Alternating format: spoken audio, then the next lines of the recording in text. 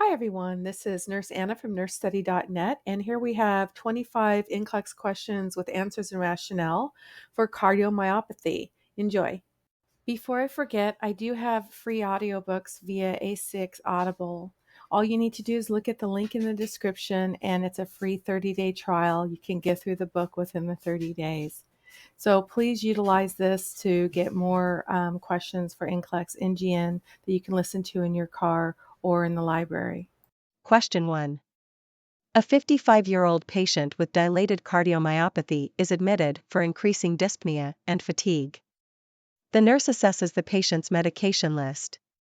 Which of the following medications should the nurse anticipate the healthcare provider will order to improve cardiac output? A. Metoprolol. B. Furosemide. C. Digoxin. D. Lisinopril. Answer: C. Digoxin. Rationale: digoxin increases the force of myocardial contraction, improving cardiac output, which is crucial in dilated cardiomyopathy. Metoprolol A may be used to reduce heart rate but doesn't directly improve contractility. Furosemide B manages fluid overload but doesn't increase contractility. Lisinopril D reduces afterload but doesn't increase the force of contraction. Question 2. A patient with hypertrophic cardiomyopathy presents with sudden syncope. Which of the following interventions should the nurse prioritize? A. Administer oxygen. B. Initiate CPR.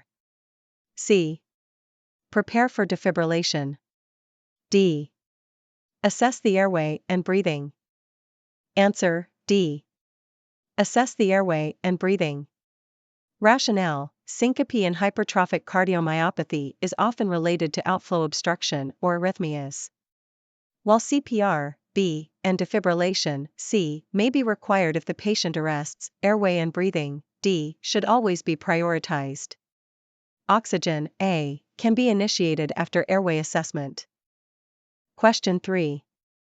A patient with dilated cardiomyopathy is scheduled for an implantable cardioverter defibrillator, ICD, insertion. The patient asks why this is necessary. What is the most appropriate response by the nurse? A. The ICD will prevent further progression of cardiomyopathy. B. The ICD will regulate your blood pressure. C. The ICD will correct life-threatening arrhythmias. D. The ICD will improve your overall heart function. Answer: C. The ICD will correct life-threatening arrhythmias. Rationale: ICDs are used to correct life-threatening arrhythmias that are common in patients with dilated cardiomyopathy. The ICD does not prevent disease progression, A, regulate blood pressure, B, or directly improve heart function, D. Question 4. A patient with restrictive cardiomyopathy is experiencing severe dyspnea. Which of the following is the nurse's priority action? A. Administer a bronchodilator. B. Elevate the head of the bed. C. Administer IV fluids. D. Perform chest physiotherapy. Answer: B. Elevate the head of the bed. Rationale: elevating the head of the bed improves lung expansion and reduces the work of breathing in a patient with cardiomyopathy and dyspnea. Bronchodilators, A, are not indicated unless there is a coexisting respiratory condition. IV fluids, C, could worsen the condition by increasing preload. Chest physiotherapy, D, is not indicated for cardiomyopathy. Question 5. A patient with hypertrophic cardiomyopathy is prescribed a beta blocker. What is the primary goal of this medication in this condition? A. To increase cardiac contractility. B. To reduce the risk of thromboembolism. C. To reduce the heart rate and myocardial oxygen demand. D. To improve pulmonary function. Answer: C. To reduce the heart rate and myocardial oxygen demand. Rationale: beta blockers reduce heart rate and myocardial oxygen demand, which helps prevent outflow obstruction in hypertrophic cardiomyopathy. They do not increase contractility, A, or directly affect thromboembolism risk, B. Beta blockers do not improve pulmonary function, D. Question 6. A patient with dilated cardiomyopathy is admitted with pulmonary edema. Which of the following interventions should the nurse implement first? A. Administer IV furosemide. B. Insert an indwelling urinary catheter. C. Obtain a chest X-ray. D. Start an infusion of normal saline. Answer: A. Administer IV furosemide. Rationale: furosemide helps reduce fluid overload, a priority in treating pulmonary edema. Inserting a catheter, B, or obtaining a chest X-ray, C, can be done after stabilizing the patient. Administering normal saline, D, would worsen the patient's condition by increasing fluid volume.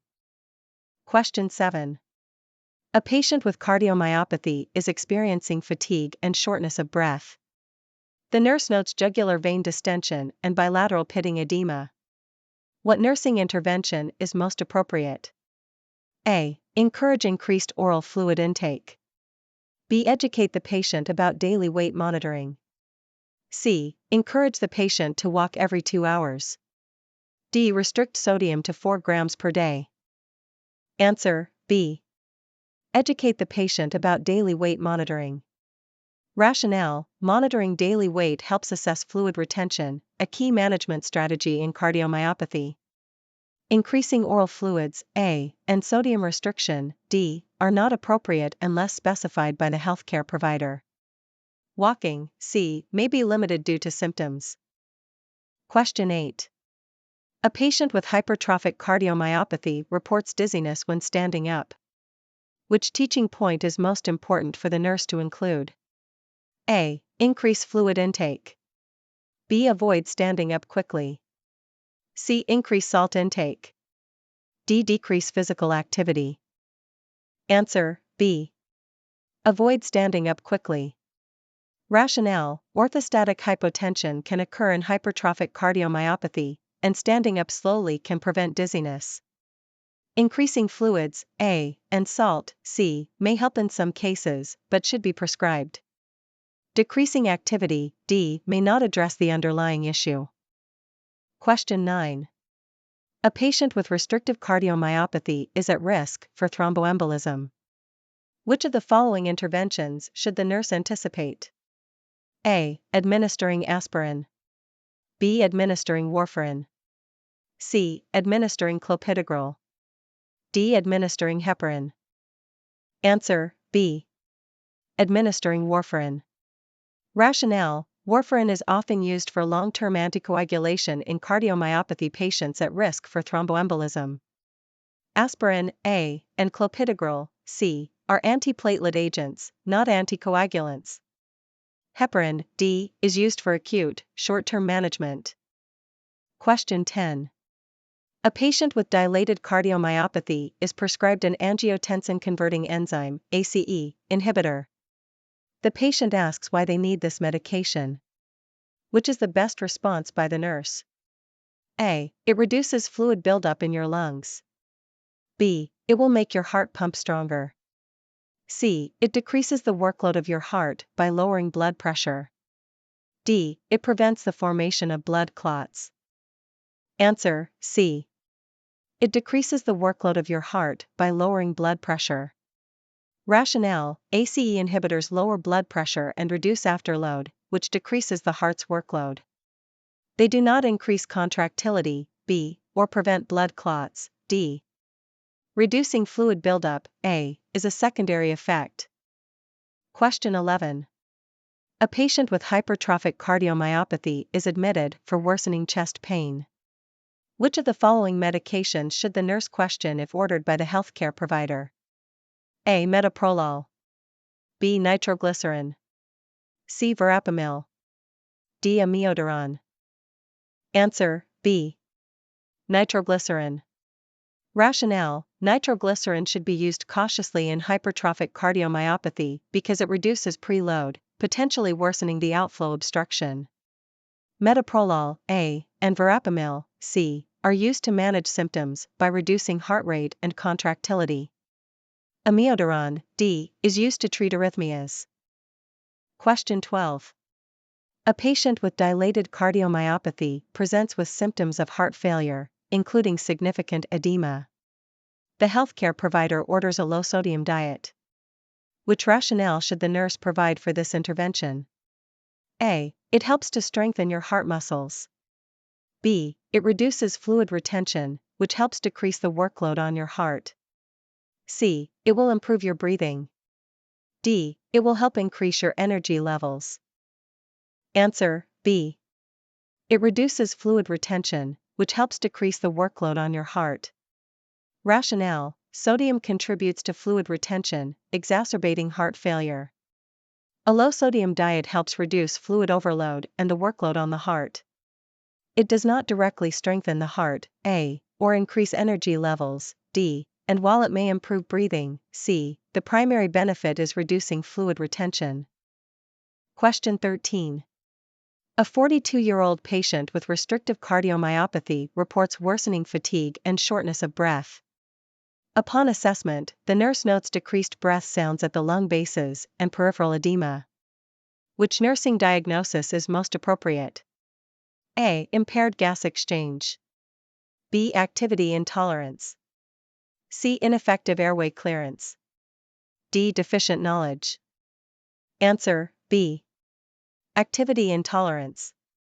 Rationale: fatigue and shortness of breath with peripheral edema in restrictive cardiomyopathy indicate decreased cardiac output, leading to activity intolerance. Impaired gas exchange, A, could be a secondary problem, but there is no evidence of hypoxemia. Ineffective airway clearance, C, and deficient knowledge, D, are less appropriate based on the data provided. Question 14. A patient with hypertrophic cardiomyopathy is undergoing genetic testing. The patient asks the nurse, "Why is my family being asked to get tested too?" What is the nurse's best response? A. This test can determine if you inherited your condition. B. We want to see if your condition is worsening. C. This test checks for heart function in your family members.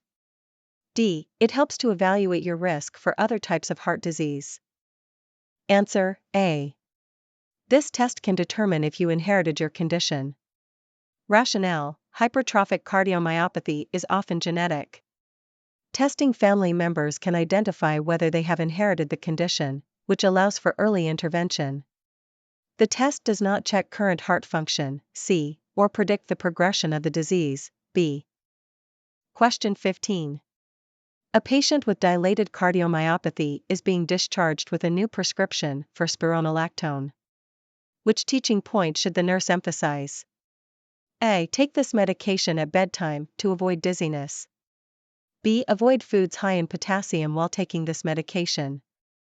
C. Monitor your blood pressure daily to avoid hypotension. D. Report any weight gain greater than 2 pounds in 24 hours. Answer: B. Avoid foods high in potassium while taking this medication. Rationale: spironolactone is a potassium-sparing diuretic, so patients should avoid foods high in potassium to prevent hyperkalemia. Monitoring weight gain, D, is important in heart failure, but potassium intake, B, is specific to spironolactone. Taking the medication at bedtime, A, is not necessary, and monitoring blood pressure, C, is important but secondary to potassium monitoring. Question 16. A patient with hypertrophic cardiomyopathy asks the nurse about exercise. Which is the most appropriate response? A. You should avoid all types of physical activity. B. Engage in moderate exercise like walking, but avoid high-intensity activities. C. You can participate in any exercise if you feel well enough. D. Only high-intensity sports are recommended to build heart strength. Answer: B. Engage in moderate exercise like walking, but avoid high-intensity activities. Rationale: patients with hypertrophic cardiomyopathy should avoid high-intensity activities that can exacerbate outflow obstruction or provoke arrhythmias, but moderate activities like walking are beneficial. Avoiding all physical activity, A, is not necessary, and high-intensity sports, D, are contraindicated. Question 17. A patient with restrictive cardiomyopathy is scheduled for a cardiac catheterization. Which of the following should the nurse include in pre-procedure teaching? A. You will need to fast for 12 hours before the procedure. B. A small incision will be made in your chest. C. This procedure will assess the pressure inside your heart. D. You will be under general anesthesia during the procedure. Answer: C. This procedure will assess the pressure inside your heart. Rationale: cardiac catheterization is used to measure intracardiac pressures in restrictive cardiomyopathy, a key diagnostic tool. Fasting is typically required for 6 to 8 hours, not 12 hours. The incision is in the groin or arm, not the chest, B. The patient will usually be sedated, not under general anesthesia, D. Question 18. A patient with hypertrophic cardiomyopathy is prescribed an antiarrhythmic medication. What should the nurse monitor closely during therapy? A. Blood glucose levels. B. Heart rhythm on a cardiac monitor. C. Urine output. D. Mental status. Answer: B. Heart rhythm on a cardiac monitor. Rationale: antiarrhythmic medications can potentially cause or worsen arrhythmias, so continuous cardiac monitoring, B, is essential. Blood glucose, A, urine output, C, and mental status, D, are not directly related to the effects of antiarrhythmic therapy. Question 19. A patient with dilated cardiomyopathy is experiencing orthopnea and paroxysmal nocturnal dyspnea. Which of the following should the nurse recommend? A. Sleep with the head of the bed elevated. B. Increase fluid intake before bedtime. C. Perform deep breathing exercises. D. Use compression stockings. Answer: A. Sleep with the head of the bed elevated. Rationale: elevating the head of the bed can help reduce venous return and improve breathing for patients with orthopnea and paroxysmal nocturnal dyspnea. Increasing fluid intake, B, would worsen symptoms, and deep breathing, C, and compression stockings, D, are not directly beneficial in this situation. Question 20. A patient with hypertrophic cardiomyopathy presents with chest pain and palpitations. Which diagnostic test should the nurse anticipate being ordered first? A. Chest X-ray. B. Echocardiogram. C. Stress test. D. Electrocardiogram ECG. Answer: D. Electrocardiogram ECG. Rationale: an ECG is typically the first diagnostic test ordered to assess for arrhythmias in patients with hypertrophic cardiomyopathy presenting with chest pain and palpitations. An echocardiogram, B, may be ordered after the ECG to assess structural abnormalities.